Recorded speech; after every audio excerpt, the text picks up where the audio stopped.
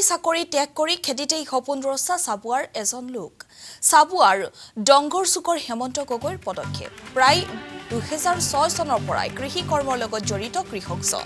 কেইবাবিঘা মাটিত জৈৱিক পদ্ধতিৰে বিভিন্ন ধৰণৰ খেতি কৰি তেওঁ স্বাৱলম্বী। লগতে বহুকেইজনক সংস্থাপনৰ বাট মুকলি কৰি দিছে হেমন্ত গগৈয়ে।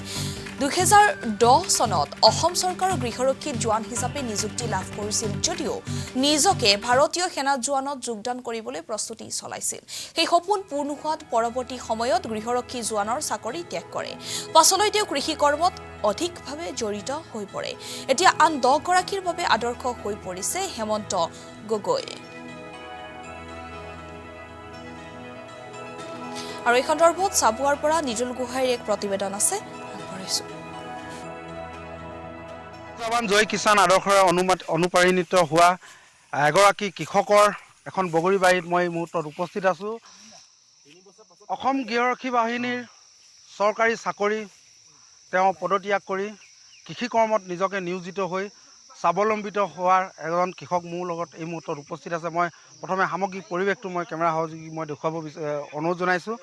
আচলতে এইখনেই সেইখন বগৰীবাৰীৰ যিজন যুৱকে এসময়ত নিজকে ভাৰতীয় সেনাত চাকৰি কৰিম বুলি নিজকে মন বান্ধি লৈছিল, কিন্তু পৰৱৰ্তী সময়ত সেই সপোন আচলতে বাস্তৱত পৰিণত নহ'ল, যাৰ ফলত তেওঁ এজন নিজকেই সুদক্ষ তেওঁ সফল কৃষক হিচাপে নিজকে পৰিচয় দিবলৈ সক্ষম হৈছে। সেয়া হৈছে ডঙৰচুক গাঁৱৰ নিবাসী হেমন্ত গগৈ। মই পোনে পোনে হেমন্ত গগৈ কাষলৈ মই আহিবগৈ যত্ন কৰিম। প্ৰথমে আপোনাক স্বাগতম জনাইছোঁ। এগৰাকী ভাৰতীয় সেনা জোৱান হিচাপে নিজকে মনোনিৱেশ কৰাৰ ইচ্ছা আছিল, কিন্তু আজি দেখা পোৱা গৈছে আপোনাক এজন কৃষক হিচাপে। কি ক'ব? নমস্কাৰ, মোৰ নাম শ্ৰী হেমন্ত গগৈ, মই ডঙৰচুক গাঁৱৰ বাসিন্দা। আৰু আপুনি প্ৰশ্ন কৰিছে জয় জৱান জয় কিষাণ শব্দটো গৈ কৃষক আৰু জৱান মই দুইজনকে এজন বুলি ভাবোঁ। যিহেতু মানে কৃষকৰ যিমান সমাদৰ জৱানজনো সিমানেই সমাদৰ। সেই গতিকে এই দুটাৰ ভিতৰতে মই যিহেতু এটা নাপালোঁ, জৱান হ'বলৈ নাপালোঁ, সেই গতিকে এতিয়া কৃষক হৈছোঁ।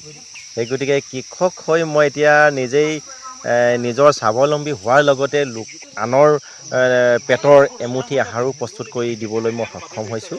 আৰু ইয়াৰ লগতে আৰু মই নিজেই নিজৰ পৰিয়াল চলাই গৈ আছোঁ সুচাৰুৰূপে। আপোনাৰ কিমান বিঘা মাটিত আপুনি কি খেতি কৰে? টোটেল মোৰ 11 বিঘা।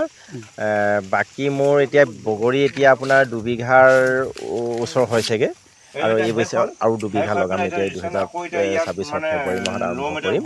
আৰু বাকী মোৰ পাচলি আছে, বনোৱা লগাওঁ, নিজেও লগাওঁ, 90% নিজে লাগোঁ। আৰু বাকী মানে মই পাৰ্মানেণ্টলি মোৰ এজন বনোৱা আছে, আৰু সময় সাপেক্ষে প্ৰয়োজন হ'লে মই আৰু 10-12জন মানুহ মোৰ দৰকাৰ হয়। তেনেকৈ মই আনকো তেনেকৈ অকণমান পোহপাল দিবলৈ চেষ্টা কৰিছোঁ, নিজেও স্বাৱলম্বী হৈছোঁ। আপোনাৰ এই জৈৱিক পদ্ধতিত কৰিছে নে ৰাসায়নিক পদ্ধতি? মোৰ জৈৱিক পদ্ধতি। আপোনালোকে দেখিব এই বগৰীবিলাকৰ ইয়াৰে কিছুমান মই ফেৰমন টেপ লগাই থৈছোঁ বগৰী পোক বা মাখি নিয়ন্ত্ৰণৰ কাৰণে। আৰু ইয়াৰ উপৰিও ইয়াৰ যিখিনি পোকৰ কাৰণে মই নিজৰ ঘৰতে অগ্নিঅস্ত্ৰ, ব্ৰহ্মাস্ত্ৰ, নিমাস্ত্ৰ 3বিধ মই ঔষধ বনাওঁ।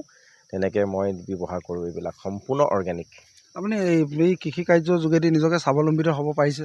বৰ্তমান মই 2010 চনৰ পৰা, মই 2011 চনত মই বিয়া পাতিছোঁ। আৰু তাৰ পাছৰ পৰাই মই 10 চনৰ পৰাই মই সম্পূৰ্ণ মানে চাকৰিমুখী নহয়, মই কৃষিজীৱী হৈ নিজৰ পৰিয়াল চলাই নিবলৈ সুচাৰুৰূপে সক্ষম হৈছোঁ। আৰু 2006 চনৰ পৰা মই ব্যৱসায় ভিত্তিত কৃষি আৰম্ভ কৰিছিলোঁ। এতিয়া হঠাতে এটা কথা প্ৰশ্ন এটা উত্থাপন হয় যে উঠি অহা প্ৰজন্মই বিভিন্ন সময়ত চাকৰি বিচাৰি বা এটা অন্য কাম বিচাৰি বহিৰাজ্যলৈ যোৱা দেখা পোৱা গৈছে বা গৈছেও। তেনেস্থলত আজি বিশেষকৈ চাবুৱা অঞ্চলত বহু চন পৰি যোৱা মাটি বা খালী মাটি আছে, তেওঁলোকে খেতিৰ প্ৰতি মনোনিৱেশ নকৰে বা আজি প্ৰজন্মই, তেওঁলোকক কি পৰামৰ্শ আগবঢ়াব? মই দেখি বেয়া লাগে। সঁচাকৈ আমাৰ ইমান ৰসাল মাটি, আমাৰ অসমৰ মাটিবিলাক ইমান ৰসাল, মানে অকণমানো সাৰ নিদিয়াকৈ আমি ধান খেতি কৰিব পাৰোঁ, 1 নম্বৰ কথা। আৰু 2 নম্বৰ কথাটো আমি পাচলি খেতি কম পৰিমাণ সাৰ দি আমি জৈৱিক সাৰ দি আমি পাচলি খেতি কৰিব পাৰোঁ। যিহেতু ঘৰৰ কাষতে যিখিনি আমাৰ মাটি আছে, একদম কম মাটিৰ পৰা যদি আমি একদম কম সৰু খেতিৰ পৰা যদি মানে আমি যদি ধৰোঁ ধনিয়া খেতিৰ পৰা আমি খেতি আৰম্ভ কৰিলে, আটাইতকৈ খেতিৰ ভিতৰত লাভজনক খেতি হিচাপে মই ধনিয়া খেতিটো মই ভাল পাওঁ, আৰু প্ৰত্যেকে কৰিব পাৰে।